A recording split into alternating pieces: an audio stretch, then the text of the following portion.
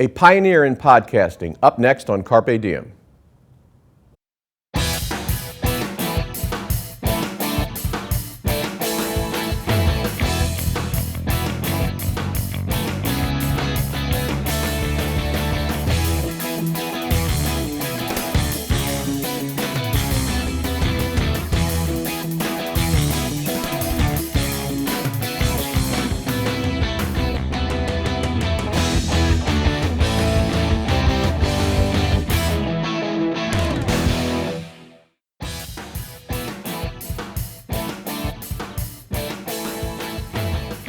Hello and welcome to Carpe Diem. I'm Merrill Brown, Director of the School of Communication and Media at Montclair State University. Joining me today is Eric Nuzum, a widely recognized leader in radio programming and a podcast visionary. Eric was recently named the new Senior Vice President of Original Content Development at Audible, the Amazon subsidiary based in Newark. Prior to Audible, he was the Vice President of Programming at National Public Radio, NPR, where he developed and acquired innovative programming for public radio. He was also a leader in developing NPR's podcasting ventures, which grew dramatically during his 11 years at NPR. Now at Audible, he's charged with expanding the audiobook company into the podcasting world. Welcome, Eric. Thank you. It's great to have you at Montclair State. Tell us about your new adventure in New Jersey, nearby at Newark, and what you hope to accomplish at Audible. Well, Audible is well known as a platform for listening. Most of it is audiobooks. But there are other things, and Audible has over time experimented with doing original content.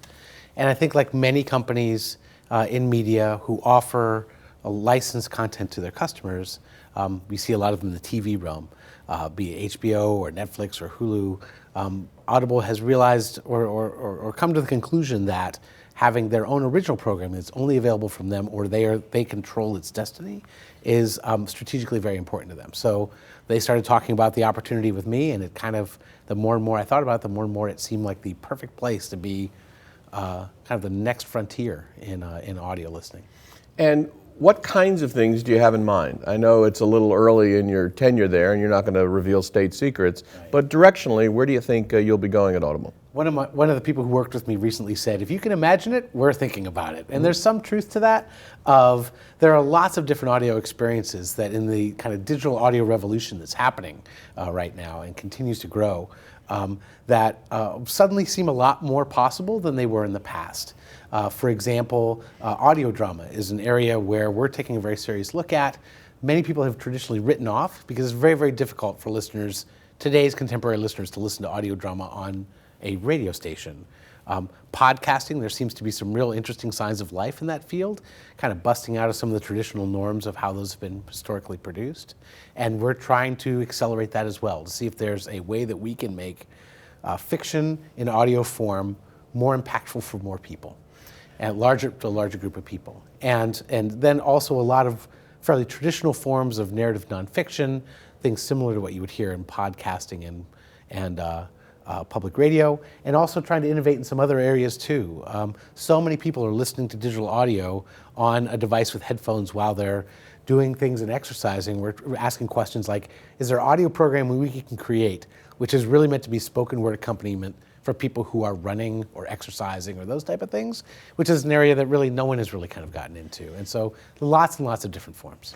When we think of podcasting and the revolution that's underway today, one of the things that immediately comes to mind is Serial. Of course, you were involved at least in helping the people who produce Serial get it off the ground and distributed. Actually, that's not true. Clarify. Yeah, This American Life started that, which is not, I don't have much of a connection to. Invisibilia, which came soon after that, I did have a connection. When Serial got off the ground and you first heard it, did you know a revolution was coming? No, in fact, I thought quite the opposite. And my first impression of it was, this is just a really long This American Life episode. And I was thinking to myself that given the opportunity to create a spin-off, which is how it was kind of being spun at that time, that you would try to really kind of innovate in how it sounded, like the aesthetic of it and the approach to it. And it took me a while to realize that the innovation really was in the story craft of using a narrative told over time. And I think that was a very, very pleasant surprise for me and obviously tens of millions of people. And what's the impact of Serial now in the world that you're occupying? it just showed what's possible. It showed that, for many years, podcasting, when I was at NPR, we started podcasting a little over 10 years ago. And it was very, very small by today's standards. We thought it was huge. I remember we had a party when we had 1 million podcast downloads in a month. We thought that was, wow, might as well shut the lights off and go home at this point because we're never going to hit this mark again. Right? And now NPR is routinely doing 60, 70, 80 million downloads a month.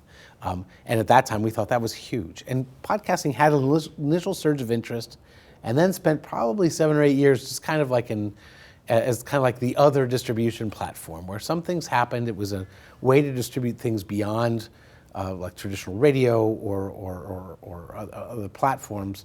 But it never really had come into its own. And many people had kind of said, oh, well, it looked at it, at its history up until that point as being, well, this is a pleasant way to distribute it as a third distribution of something or second distribution of something. But no one had ever thought of it as a primary platform before. And the thing that Serial really demonstrated was that it can be incredibly powerful, not only as a primary platform, but of something with really broad appeal, can show how many people are interested in accessing content this way. And it makes, in hindsight, it makes such sense of looking at how so many things are switching to the user or listener being the controller of the experience of when it happens, how it happens, does it happen in several parts or does it happen all at once, that audio would find a way to do that exact same thing. Public radio is known for being successful in this world, at least to a certain extent. The world is now much broader than public radio in the podcasting realm. Invisibilia is another example of success in that regard. Tell us about Invisibilia, its success, and the scale of it. Well, Invisibilia, since it was debuted in January 9th of this year, has been downloaded over 50 million times. And for those who haven't heard it, what is it? It is a narrative journey through the invisible forces that affect human behavior, like thoughts, emotions, beliefs, and kind of looking at the science behind them and then how those scientific principles end up being manifested in the real world. So you take things that, many of the stories in Invisibilia found their root in medical journals or academic writing about like for example, someone who's biologically incapable of feeling fear. That was an article in a journal, and we ended up going to that person and actually arranging to have an interview with that person who experienced that to understand what life would be like in that situation. And the scale of Invisibilia's success?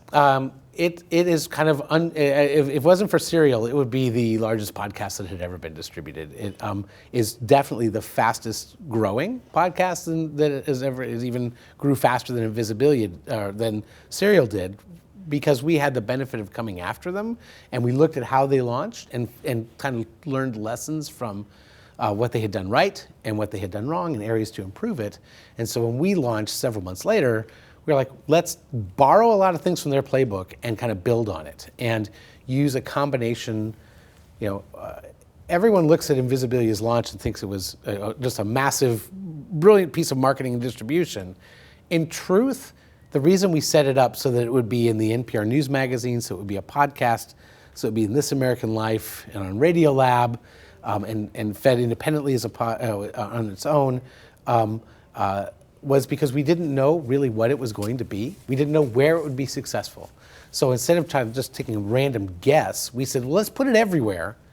And then what we'll do is we'll feed these 6 episodes, and at the end, we'll see which ones were the successful places, and that'll give us an idea how to kind of guide this project in the future. And it ended up being that it really was successful in all of them.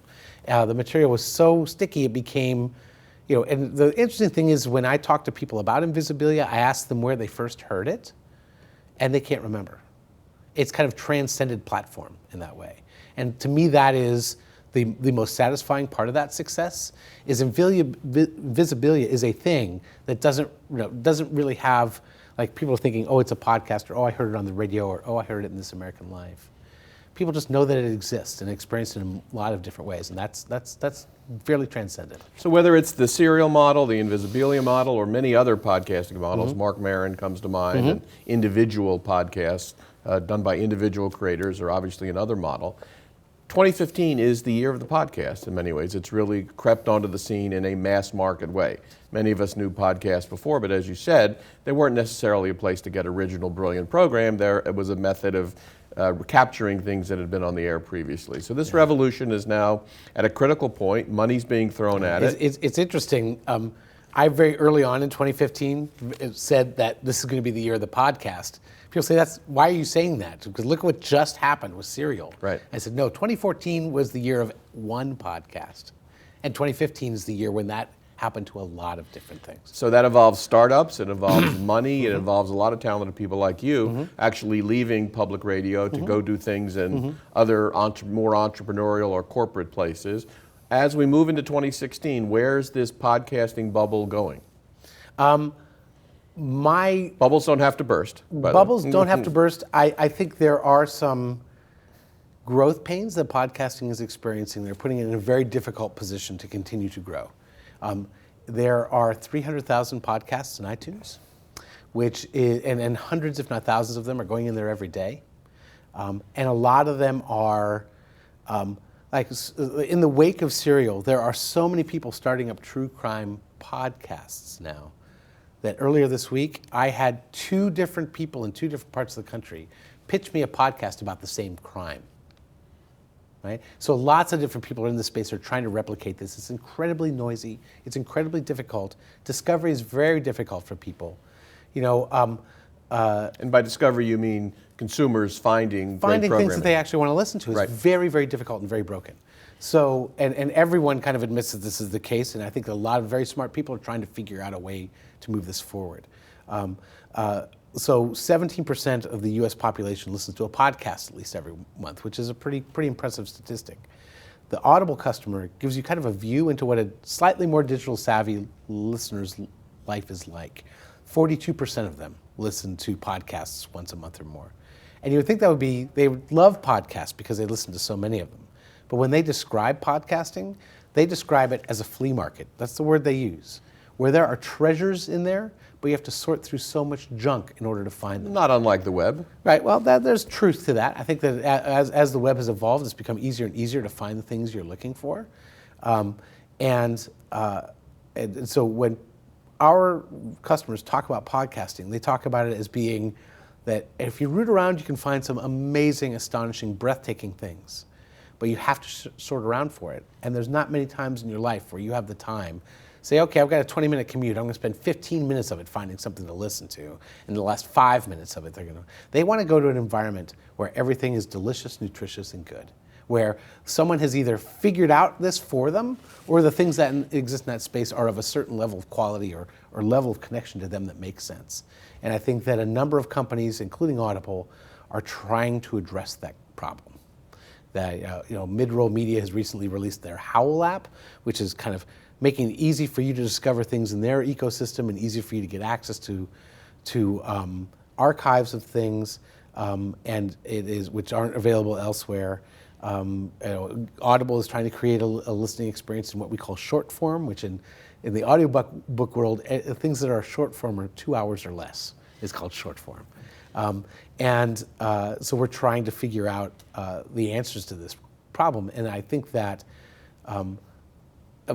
some listeners are eventually going to get frustrated when it becomes hard to find that next thing that they want to listen to, or when that next thing takes months or weeks or years in order to create new episodes. And I also think that will affect the economics of podcasting too.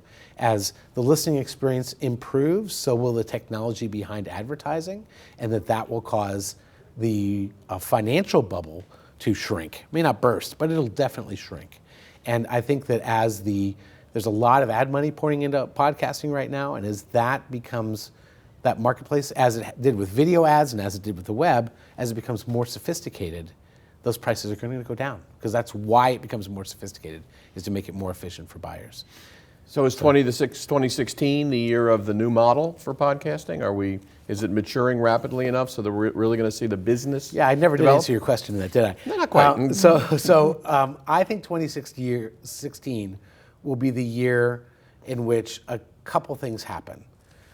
Things that were massive, huge hits, like Serial and Invisibilia, their second seasons will come out. We'll see if they do what they did before, if they are able to build off of that and grow. So we'll really see kind of a little bit of where the ceiling is or how some of these mega properties are able to grow, right? I think a lot of people will experiment in form. Like the old podcasting, a lot of podcasting sounds very much the same. It's from one of two camps. Very highly sophisticated production, like a This American Life, a Radio Lab, Invisibilia, Serial. And a lot of where you put two dudes down at a table with a microphone and they talk for an hour without editing. I think there's going to be a lot more innovations in form. And I also think that this kind of grinding through this listener experience problem, that this is the year that people are going to try to innovate in that space. And that you're going to see people trying different things. Apple may not be the only access point anymore for a lot of people who are interested in podcasting. I think you may not find the answer, but you're going to see a lot of solutions put in front of people. So we're talking very short term. What's the long term view? I mean, is this cable television? Is this the radio dial of 10 years ago? What's it going to look like in 3, 4, 5 years? You know, the radio dial is probably the closest thing to me. I think that as the experience gets better and better and better for listeners, you're going to see more and more people leaning this way. And I can't stand the term podcasting. I don't like it. I haven't liked it for years because it's tied to a device which isn't even made anymore, and is also tied to a platform, being the Apple platform. A huge volume of traffic comes through there because there's not an Android equivalent to it. I don't have a term to replace it, but it's all on-demand audio. It's all the ability to listen to what you want on your timeline. And I think that the line between streaming technology that exists for mobile and for desktop and podcasting technology are going to continue to converge, and to most listeners, they won't understand the difference. It's like, if I want to listen to Top 40, I can hit this thing, which may be a radio station or maybe a web stream or what have you. I could say if I want to listen to something on demand, like I want to listen to This American Life, I press this button. I don't care what it's called. I care that it's This American Life. And I think that distinction is going to continue to get blurred, and the distribution platform will become less and less meaningful. The distinction between a file you buy in iTunes and a podcast and a stream that someone may be offering will kind of continue to dilute as it grows bigger. 5 years from now, thousands of them, millions of them, how will we curate it? How will we deal with this volume of material? Are we counting on you to be our curator, Audible? One approach is that you go to somebody who is creating things that have a certain aesthetic and a certain level of quality. And that doesn't mean that quality is here. Quality is more of a spectrum of I really am interested in sports and I want to hear really smart people talking and analyzing the Mets or the Cleveland Browns or what have you. And I'm going to gravitate to subject matter. You may be a knitter. You may be a woodworker, right? You'll gravitate towards those areas. And it doesn't matter if there's 1 million podcasts or 20 podcasts in the world. You will go to find the things that you want, and that process will be easy. And you'll discover things by what your friends listen to and what other people who are interested in that space. And sharing that experience, you know, what podcasting in the future, whatever you call it, whatever it is, will be a lot like sharing articles on Facebook today.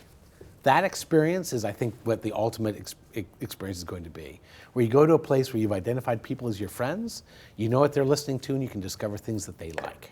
And so what text and web articles is in Facebook today, someday podcasting will have that same thing. If I'm a woodworker and I want to know what other woodworkers are paying attention to this week, I can go find that.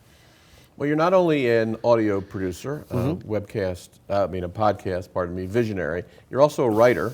And here we are in the fall and the Halloween season as we tape this. You wrote a memoir called Giving Up the Ghost, a story about friendship, 80s rock, a lost scrap of paper, and what it means to be haunted. You had a very interesting teen life. Tell us a little bit about that life. When I was a young man, like many young people, I really didn't understand my place in the world. And I think that that ended up manifesting in my life as kind of being increasingly detached from people and living inside of my own head. And things that sound a little odd made a lot of sense to me. Things that started off in my parents at the time, we lived in Canton, Ohio, lived in a very old house, creaky, made lots of noises, so on and so forth. And in my head, I started to associate those with that the house was haunted. And I had a series of dreams, and I couldn't tell you if I had this dream once, twice, or 50,000 times. I know I had it more than once, right? And I would have these dreams, and there was they were thematically connected, and I would, in my mind at that time, connect those dreams with the ghosts that were living in the house, and that was the way that the ghosts were trying to communicate to me, was through these dreams, and it ended up kind of running my life, and ended up kind of a young life spinning way out of control. Thankfully, I got help that I needed. And one of the ways I had help was a young woman who I was very, very close to. Was one of the few people who kind of went through this whole process of watching me come kind of undone and stuck with me through it all. Then very tragically, soon after, she was killed. And in essence, she saved me from the ghosts in my life and became a ghost in my life. And up until I wrote this book, it was kind of like this whole chapter of my life was something that was very, very painful to me. And the great thing about that book is it was a chance, instead of going to therapy for a couple of years, I just wrote this book, and it ended up being fine. Right. With it, yeah. And so, looking back on that part of your life and the haunted house and so forth, Yeah. is there a story in it you're going to turn into a podcast at some point, or what's the state of that story in your own creative development? Oh, that story is my life. That's it, right? It is your life, after all. It is my life, right? Yeah. And I actually decided to write that book when I became a parent, or I knew I was going to become a parent, because I needed to I felt I needed to close that chapter of my life in order to move forward. And if we are really a collection of the experiences we've had, that's something that affects every decision I make. Oddly, even though audio has been such a key part of my life since my childhood, I've written 3 books, and I deliberately not sold the audio rights or audiobook rights to any of them, because to me they're an experience that's meant to be read on a page, and I didn't want to. I think audiobooks are great. I think they're a wonderful experience, and I think for these 3 stories, they're not. It's not the right match. But you tell the story, obviously, with personal passion Yeah. and warmth, but you don't want to tell it in that format, apparently. No. A film? If someone wanted to make a film, that's great. I'm not going to make a film of it. Right. Right. Yeah. But you'd be comfortable with that? I The probably right would be. hands. I probably would be, or I would be open to it, I think. Yeah. You spent a big chunk of your career in D.C. at NPR, and you've just come up to the New York area to work at Audible. How do you look back on your NPR years, and how do you assess NPR today, which is an institution with lots of commercial and business challenges? Well, it's interesting. I have the benefit of hindsight. I think that without knowing it, when I came to NPR in 2004, 2005, very broadcast focused. Digital was just kind of this rising thing. It was an other. It was not really an integrated thing. And during my time, I had the benefit of witnessing and to some degree participating in the evolution into what it is today. And while I was in many ways a very minor character in that, specifically in figuring out how audio should a revolution that needed to happen inside of thinking around audio, that really was something that I was very, very closely aligned with and very, very proud of. I think when I came there, NPR was a broadcast company. They didn't even count digital listening at that point. And now it's something they take a great deal of pride, and they deserve to take pride in it, because they've become a real leader in thought, a leader in business, and a leader in content in digital audio listening. And yet you have, in the public domain, even discussed NPR's future and their demographic challenges. An older audience, like much of the audience for news and information programming and other media. What's your point of view on that? Apparently you think they need to be more aggressive about getting younger, if you will. No, I think they need to get more aggressive about figuring out who the audience is going to be. I think there's nothing wrong with choosing an older audience. I think you need to say that. I think that, so there's a sweet spot between 30 and 35 where many listeners start listening to public radio for the first time. That's really when you see this influx of listeners. They're figuring out who they are interested in the world and wanting to understand it at a more deep level. They go to a number of different places to achieve that. One of them is often public radio. And if you look at someone who's in their late 20s, early 30s now, their relationship with radio, their relationship with media is very, very different than it has been in the past, and for previous generations.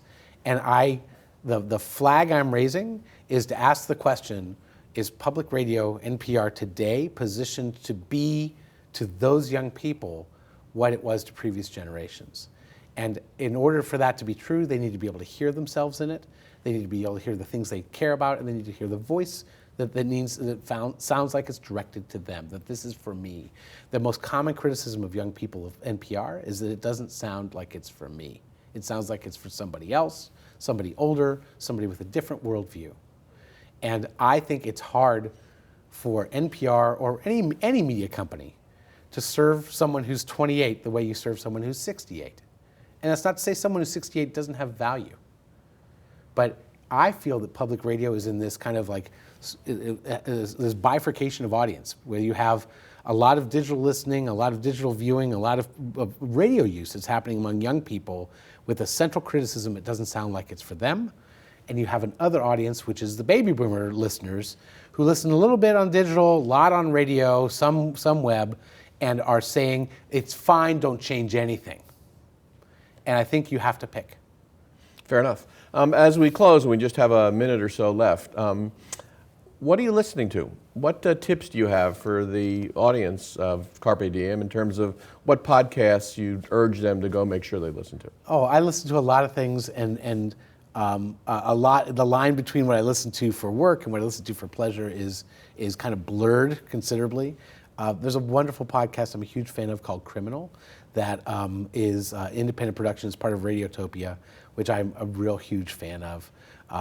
I love Judge John Hodgman, which is part of the Maximum Fun Network, which is basically people call in with phony problems or actual real problems in life, and he does almost like the old Judge Judy People's Court type thing. Hodgman, a sometime Daily Show contributor, yes, right? Yeah, and it's just absolutely delightful, and I rarely miss episodes of those. I also love a podcast called Here Be Monsters from KCRW, which is a bunch of young producers pretty much making it up on their own. It's very, very good.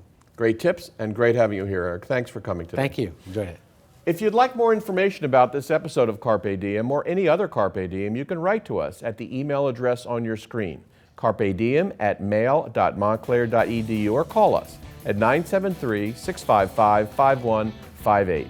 For Carpe Diem, I'm Merrill Brown. Thanks for watching.